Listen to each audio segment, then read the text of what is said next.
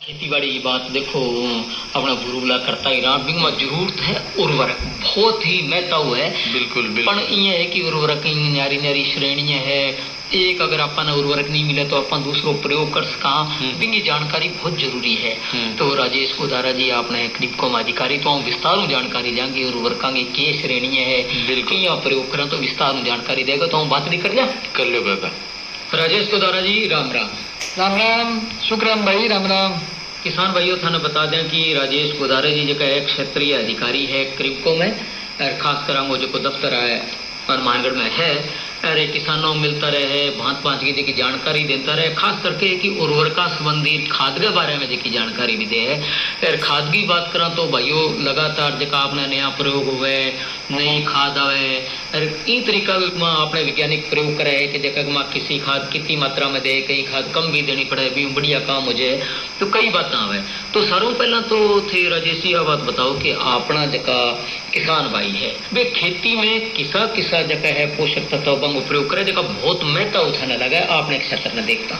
शुक्राम भाई पौधा में 17 आवश्यक तत्वों की जिकी है बात जरूरत हो है जिका 3 तत्व पौधा अपने आप ले लिया, कार्बन हाइड्रोजन और ऑक्सीजन जी। 3 प्राथमिक है नाइट्रोजन फास्फोरस पोटास, ये द्वितीय कैल्शियम मैग्नीशियम सल्फर, ये कुछ सूक्ष्म तत्व है जिया manganese copper chlorine zinc molybdenum iron boron और लास्ट जो है वो निकिल तत्व है। हालांकि सारा की पूरी जरूरत कौन है लेकिन कई की थोड़ी कई की ज्यादा जरूरत पड़े। हाँ जी। अरे बिया तो देखो आप राजेश की बात करें नाइट्रोजन की खास बात होगी, आप सारों ज्यादा माने नाइट्रोजन बहुत जरूरी है। फिर बिंग में अपने सामने के कि एक विकल्प आवे यूरिया। तो कई बार तो थोड़ी बताता रहो कि किसान भाई यूरिया तो दे पर देने को तरीको सही ना हो, बहुत कम मात्रा में यूरिया जी बुंटे ने मिले है, तो कितनी मात्रा में मिले है किया देना चाहिए थोड़ी इन बारे में जानकारी देखो जी। यूरिया में जो है वो 40% नाइट्रोजन हुआ है। नाइट्रोजन में मेन काम पौधन वृद्धि करना हुआ है। यूरिया जी की नाइट्रोजन गैस हुआ है। इंग्लिश की फर्टिलाइजर यूज एफिशिएंसी आप यानी कि इनकी दक्षता केस का बात सिर्फ 30% है। यदि आप 100 किलो घेरांगा तो पौधो 30 किलो लेगो, क्योंकि पानी ज्यादा होगा तो लीचिंग हो जाएगी, धूप ज्यादा होगी तो धूप में उड़ के नष्ट हो जाए। इन खातर यूरिया ने कम मात्रा में और अधिक बार प्रयोग करना चाहिए। अपना किसान भाई की यूरिया बहुत ज्यादा यूज करना आ रहे हैं। जहाँ आपने क्षेत्र की बात करा गंगानगर हनुमानगढ़ की, तो अठे देखो बैग की संख्या है वह बढ़ गई है। अब थे देखो एक प्लांट के अंदर बड़े प्लांट में 1 सेकंड में 3 बैग यूरिया बने। तो सरकार एक डिसीजन लियो भी आपा जी को 50 किलो को बैग 45 किलो करा ताकि 1 सेकंड में 15 किलो यूरिया बच्चा एक प्लांट हो जी।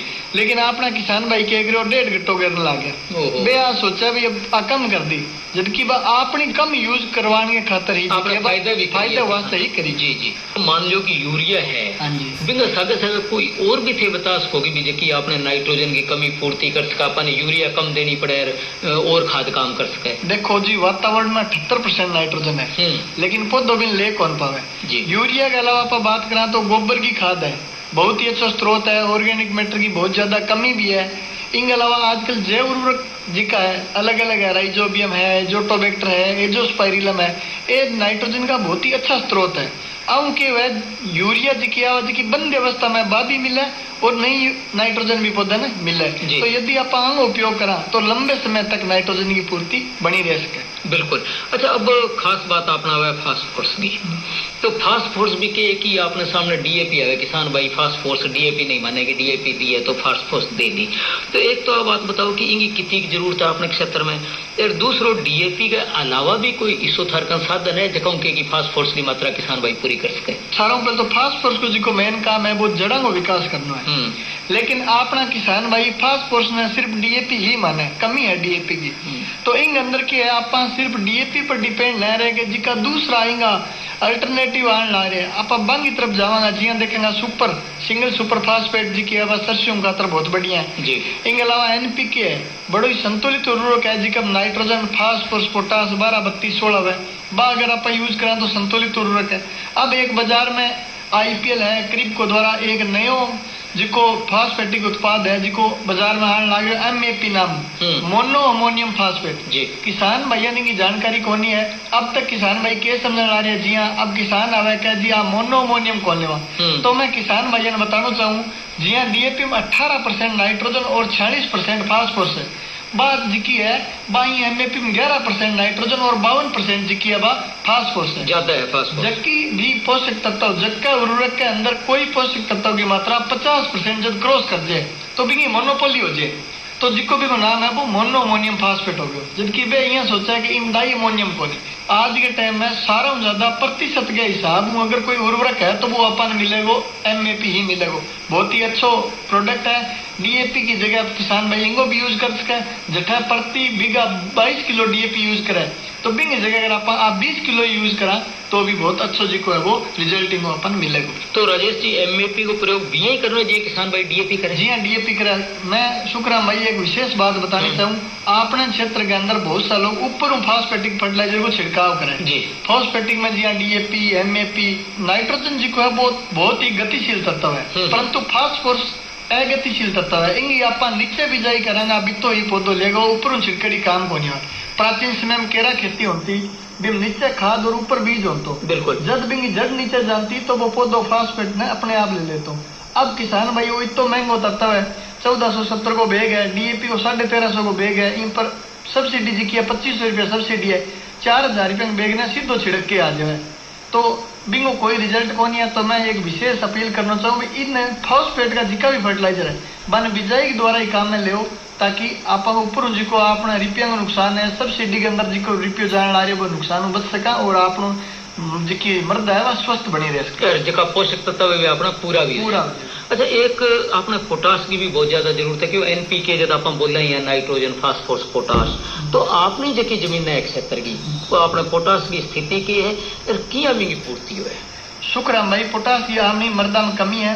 कई जगह भी आमने वैज्ञानिक भाई अपना किसान जी का प्रगतिशील किसान है बतावे भी है कि इंगो जी को अनुपात है नाइट्रोजन फास्फोरस और पोटास को वो जी को खाद्यान्न फसल है बाम तो होना चाहिए 4:2:1 और जी की दलहन है बाम होना चाहिए 1:2:1, परंतु आप पोटास को उपयोग कौन कर रहा है। मैं एक कहना पुरानी बात बताऊं, यदि आप घर बडेरा बुजुर्ग में बैठांगा तो सुना क्या पुराने टाइम में लोग जब घर में अंता बाहर जागे तो वे जिकी आपने राख होती भी हाथ और पैर साफ करता जी। बिंग पीछे के जिको वैज्ञानिक कारण वो हो के लकड़ी की राख में 5-6% पोटास हुए और पोटास को बीमारी कौन लगे जी। तो कोई बीमारी को बचाव खातर वे जिका वे लकड़ी को राख ना शरीर पर लगाता भी राख ना आपा खेत में भी नाखता। तो अब आपा क्या करांगा पोटास यदि जमीन में गिरांगा तो पोटास जिकी बीमारी कौन लगे।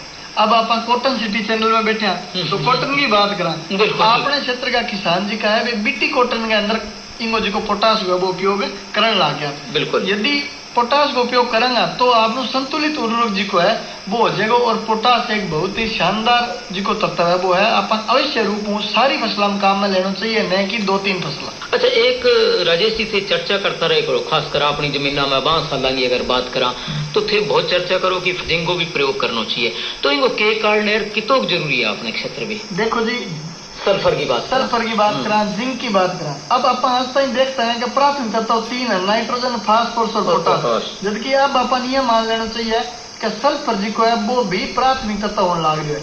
जितनी भी तिलनी फसला है बम में प्रति बीघा 5 किलो सल्फर आवश्यक हो गयो, क्योंकि आप सल्फर भी यदि अपन घेरांगा तेल की मात्रा है बा बढ़ेगी भी, तेल की क्वालिटी में अंदर वृद्धि होगी, दाने की चमक बढ़ेगी, तो सल्फर जी को वो तिलनी फसलों का अति आवश्यक तत्व हो गयो। इनके अलावा यदि आप जिंक की बात करा तो जी को जिंक है वो खाद्यान्न फसलें जितनी भी है, गेहूं है, जौ है, बाजरो है, बंग अंदर भी जिंक भी अति आवश्यक तत्व है। इनके खातर अपन ये करना पड़ेगा, मिट्टी की जांच करानी पड़ेगी। अपन मिट्टी की जांच करावांगा तो अपन पता लगेगा कि अपनी मृदा में किस तत्व की कमी है।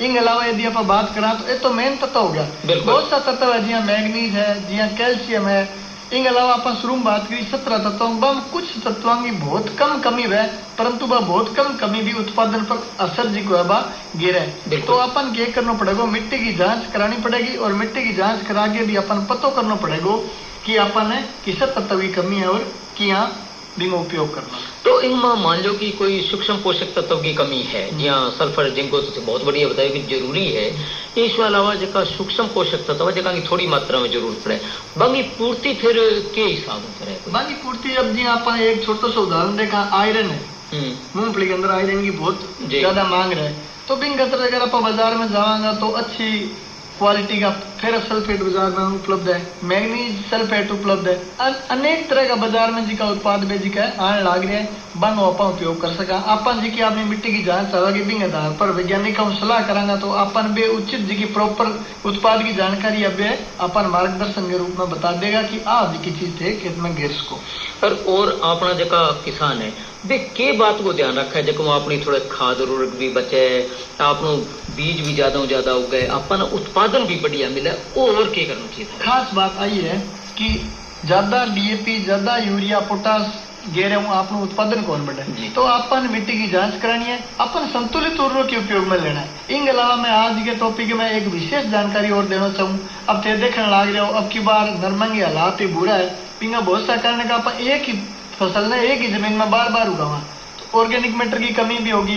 कई जगह अपन देखा जी को विल्ट के कारण नरमो जी को वो खड़ियो खराब होने लग रही है, बहुत ज्यादा भी हम स्प्रे कर दी, किसान बड़ो उदास हो जाए कि अब क्या करा।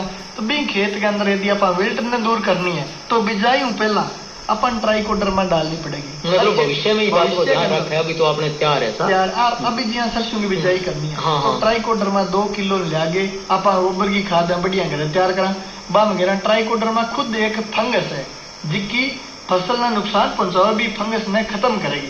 तो ट्राइकोडर्मा का प्रयोग किसान साथी अवश्य रूप में करे, बिन घर ले आगे तैयार करो, तैयार करके बिन बढ़िया खेत में छिड़काव करो, दोबारा थारे भी खेत में जी को है वो फंगस को प्रकोप कौन रहे। जैव उर्वरक भी जरूरी बताओ थे। जैव उर्वरक तो जी इतना शानदार है आज के टाइम में यदि आप काम में लिया। अब जैव उर्वरक लेंगे तो भी अंदर बैक्टीरिया होगा, जीवाणु वे अपने आप जमीन में क्रिया करेगा और क्रिया करके जी की जमीन में निष्क्रिय पोषक तत्व पड़ेगा बन भी सक्रिय करेगा और खुद भी जमीन के अंदर नाइट्रोजन, फास्फोरस, पोटास को निर्माण करेगा। अपन जी का एक केमिकल देने ला रहे हैं रासायनिक उर्वरक, ये तो जब डालेगा जब काम करेगा और भी 10 दिन बाद में 5 दिन बाद में वे अपने आप जी का है नष्ट हो जाएगा या पौधों ले ले वो भटे कौन मिले।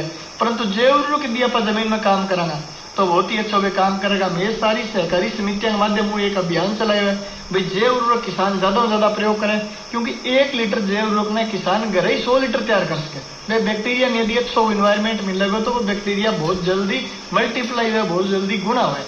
तो जैव उर्वरक सारा किसान साथी अवश्य रूप में काम में ले तो इन अपनी दूसरी जी की खाद को खर्चे वो भी बचेगा और जैविक खेती भी संभव हो सकेगी। बिल्कुल तक बहुत बढ़िया राजेश जी, बहुत ही बढ़िया बात बताई। उर्वरका बारे में बतायो, आपने जमीना की हालात के बारे में बतायो। तेरे खास बात थे MAP एक बतायो कि जो नयो उर्वरक आयो आपने तो इनको भी प्रयोग किए कि ज्यादा से ज्यादा करे, DAP का ऊपर 1 लेग ऊपर निर्भर ना रहे, तो वो भी जो है थारे समितियों के माध्यम किसान भाई ले भी इसका है। तो इन सब जानकारी का बहुत बहुत धन्यवाद। सुनी बातें देखो राजेश जी कितनी बढ़िया बात बताई ही। बिल्कुल काका। DAP को जो दूसरा अपने है उर्वरक है बंगो भी प्रयोग करा, संतुलित मात्रा में प्रयोग करा, माटी जांच के आधार के ऊपर अपना जके उर्वरकों का प्रयोग करना चाहिए, अंधाधुंध उर्वरकों को जो प्रयोग ना करा। बिल्कुल। तो अपनी जमीन भी ठीक रहेगी, अपना उत्पादन भी बढ़िया मिलेगा। तो धन्यवाद। सुनावा एक गीत सुना।